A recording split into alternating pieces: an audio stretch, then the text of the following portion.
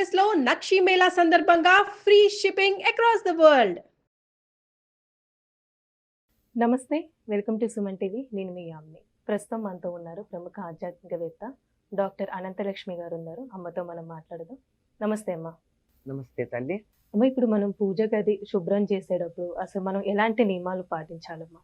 మామూలుగా అయితే ఇప్పుడు మనం పండగలకి శుభ్రం చేసుకుంటూ ఉంటాము, ఏదైనా స్పెషల్ డేస్ కలా అసలు ఎలాంటి నియమాలు పాటించాలి ఈ శుభ్రం చేసేటప్పుడు? నిజానికి రోజు శుభ్రం చేసుకోవాలమ్మా పూజ గది. అస్సలు పూజ గదిలో బూజు కానీ దుమ్ము కానీ నిర్మాల్యం అంటారు, అంటే దేవుడికి పెట్టిన పూలు ఉండిపోవటం కానీ అలాగనుకున్నట్టయితే అది మంచిది కాదు. అదొక రకమైన అశుభానికి సంకేతంగా చెప్తారు. కనుక నిత్యం చేసుకుంటే మరీ మంచిది. పూజ గది అంటున్నారు మీరు, అందుకని నేను జాగ్రత్తగా చెప్తున్నా.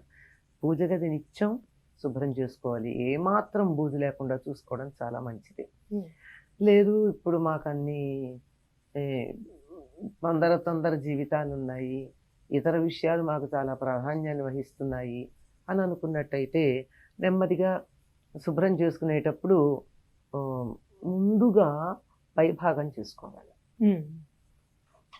ఎందుకంటే కింద ఒక్కోసారి మనం చాలా తెలివిగా చేస్తూ ఉంటాం, కొంచెం తెలివి ఎక్కువ అవుతూ ఉంటుంది. కింద అన్ని దేవుళ్ళన్నీ దులుపుకున్నాక బూజు కనపడే తర్వాత తీస్తాం. ఏమవుతుంది? బూజు కింద పడదు కానీ బూజులోంచి ఉండే సన్నని దుమ్ము కింద పడుతుంది. అందువల్ల ముందు పైభాగం చేసుకుని తర్వాత అంతా తీసి పటాలు గోడలకి తగిలిస్తాం కనుక గోడలన్నీ పటాలు శుభ్రం చేసుకుని ఆ తర్వాత మందిరంలో ఉన్నటువంటి దేవుళ్ళని శుభ్రం చేసుకోవాలి. మీరు పాటించాల్సిన నియమాలు అన్నారు. అసలు దేవుడి గదిలోకి కానీ దేవుడు ఉన్న ప్రాంతానికి కానీ ఎవరైనా స్నానం చేయకుండా వెడతారా? వెళ్ళరు కదా. కనుక అది చెప్పక్కర్లేదు. చెప్పకుండా మనందరికీ తెలిసినటువంటి నియమమే స్నానం చేసి చక్కగా వెళ్ళి ఆ దేవుడి అన్నీ శుభ్రం చేయడం. ఇక్కడ సాధారణంగా ఏం చేస్తారంటే ఏదో ఒక దేవుడి స్తోత్రమో నామమో చేసుకుంటూ చెయ్యండి మంచిదన్నారు. నిజానికి వంట దగ్గర నుంచి నాకు తెలిసి చాలామంది ఆడవాళ్ళు దేవుడి స్తోత్రాలు చదువుతూనే చేస్తారు. మరి అట్లాంటప్పుడు పూజ గది శుభ్రం చేస్తూ దేవుడి స్తోత్రాలు చదవరా? చదువుతారు. కానీ దానికన్నా శ్రేష్టం ఏమిటంటే సాధారణంగా అభిషేకం చేసేటప్పుడు స్త్రీ సూక్తం పురుష సూక్తం లాంటివి చదువుతారు. అందుకని దేవుడి గది శుభ్రం చేస్తున్నప్పుడు అది కూడా శుభ్రంలో భాగమే గనక అటువంటి సూక్తాలు చదువుకుంటూ దేవుడికి సంబంధించినటువంటి స్తోత్రాలు ఏమైనా మనకు వచ్చినట్టు వాటిని పారాయణ చేసుకుంటూ స్తోత్రాలని, అవి కూడా ఎక్కువ లేవనుకోండి నామజపం చేసుకుంటూ ఏదో ఒక నామం అవన్నీ చేసుకుంటూ చెయ్యడం శ్రేయస్కరం అని చెప్తారు. ఇంకొకటి ఏమిటంటే స్నానం చేయడం అన్న చాలామంది చేస్తారు కానీ భోజనం చేసిన తర్వాత చెయ్యరు. ఎందుకంటే భోజనం చేసిన తర్వాత దేవుణ్ణి ముట్టుకోరు. ఇప్పుడు మామూలుగా ఎంత సంప్రదాయమైన కుటుంబంలో ఉన్న వాళ్ళన్నా స్నానం చేస్తారు, దేవుడికి దీపం పెట్టుకుని పూజ అంతా చేసుకుంటారు, నైవేద్యం పెడతారు. వీళ్ళు కూడా ఆత్మారాముడికి నైవేద్యం పెట్టుకుంటారు, అయిపోతుంది. అప్పుడు ఏదన్నా దేవుడి దగ్గర పడింది అనుకోండి, మరి ఏ బలి లాంటిదో పడితే తప్ప మామూలుగా పువ్వు పక్కకి వెళ్ళినా అవతల వెళ్ళినా బాగుండలేదు సర్దండి అంటే భోజనం చేశాను ముట్టుకోనంటారు. అంచేత భోజనం చేయకుండా చెయ్యాలి. అంతేకాకుండా పట్టుబట్ట మడి అని చెప్తూ ఉంటారు, కానీ పట్టుబట్ట కూడా దాంతో భోజనం చేస్తే పనికిరాదు.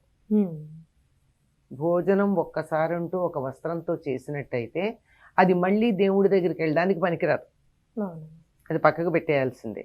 కనుక చక్కగా ఉతికి ఆరేసినటువంటి శుభ్రమైన వస్త్రం కట్టుకోవాలి. దాంతో భోజనం చేస్తే వస్త్రము పనికిరాదు, చేసిన మనిషి పనికిరాదు. అందువల్ల భోజనానికి ముందే చేయాలి, శుభ్రమైనటువంటి వస్త్రం కట్టుకోవాలి.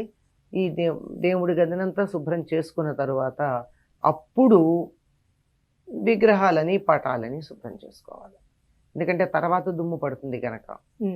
దేవుడి విగ్రహాలని శుభ్రం చేయడాన్ని పులికాపు అన్న పదం వాడతారు. పులి అంటే పుల్లదనం. ఆ పుల్లగా ఉండేటటువంటి దాంట్లో శుభ్రం చేస్తామంటే చింతపండుతో కానీ నిమ్మరకాయతో కానీ వాటిని చక్కగా పెట్టి రుద్ది దానికి ఉన్నట్టు ఆ పైన పూర్వం మేము కుంకుడుకాయలతో చేసేవాళ్ళం. ఒకసారి అంటూ చింతపండు కానీ నిమ్మకాయ కానీ పెట్టి ఆ తర్వాత దాని మీద బూడిద పెట్టి రుద్దిన తర్వాత అక్కడ పెడితే అప్పటి వరకు షైనింగ్గా ఉన్నది దాని మీద ఉన్న తడి కొంత ఉంటుంది, ఎంత బట్టతో తుడిచినా ఆ తడి వాతావరణంలో ఉన్నటువంటి గాలిలో కలిసి కొద్దిగా మెరుపు తగ్గుతుంది. అది తగ్గకుండా ఉండాలి అంటే చక్కగా శుభ్రం చేసిన తర్వాత కుంకుడుకాయ రసంతో ఒక్కసారి కడగాలి. అస్సలు మళ్ళీ కడిగినప్పుడు ఎంత మెరుపులో ఉంటుందో ఎండాక కూడా అంత మెరుపులో ఉంటుంది. అమ్మ ఇప్పుడు మీరు అన్నారు కదా ప్రతిరోజు శుభ్రం చేసుకోవాలి అని అన్నారు. విగ్రహాల గురించి కదా, దేవుడి గది గురించి. దేవుడి గది ఇప్పుడు శుక్రవారం కూడా మనం శుభ్రం చేసుకోవచ్చమ్మా, ఎందుకంటే ఆ రోజు కొంతమంది ఇలా బూజులు దులపడం అలాంటివి చెయ్యరు. ఇలా అది లక్ష్మీ నిజంగా లోకంలో ఎందుకు ఇటువంటి దురభిప్రాయాలు వచ్చాయో తెలియదు ఆ రోజు కానీ డబ్బులు కూడా అంటే ఆ రోజు మరి అన్నం తినమా, తింటాం. మనం స్నానం చేయమా, ఇల్లు శుభ్రం చేయమా, మరి దేవుడిగా శుభ్రం చేయడానికి ఏం సమస్య? అంటే వారమంతా చేయకుండా ఆ రోజు చేయాలంటే ఏమన్నా ఆలోచించాలి కానీ నిత్యం చేసుకునేటప్పుడు ఏం సమస్య? చక్కగా చేసుకోవచ్చమ్మా. ఇంకోటి ఏమిటంటే దేవుళ్ళకు కూడా పులికాపు శుక్రవారం చేయకూడదని కొంతమంది చెప్పారు. నేను ఆశ్చర్యపోయాను. ఎందుకంటే తిరుమలలో స్వామివారికి మూల విరాట్టుగా అభిషేకం చేసేదే శుక్రవారం కదా. మరి మన ఇంట్లో ఎందుకు సమస్య అమ్మా? ఉదాహరణ అక్కడి నుంచి చెప్పాను, నేను వేరే చెప్పాలి. కనుక చక్కగా చేయొచ్చు. నిత్యం చేసుకునేటప్పుడు అందులో ఇది భాగం. దీనికి అసలు వారం ఎప్పుడూ చేయకుండా ఒకరోజు చేస్తామంటే శుక్రవారం కొంచెం ఆలోచించాలేమో, అది కూడా ఆలోచించమని చెప్పట్లేమో అంటున్నాను. కనుక నిత్యం చేసేదానికి తప్పేం లేదు. అమ్మ ఇప్పుడు దేవుడి గదిని మనం శుభ్రం చేసుకుంటూ ఉంటాం, అలానే అక్కడ పువ్వులు ఉంటాయి, దేవుడికి సంబంధించిన వస్తువులు అంటూ ఉంటాయి, అవి ఏం చేయాలమ్మా అసలు మనం? వాటిని ఎవరు తొక్కని చోట వేయాలి.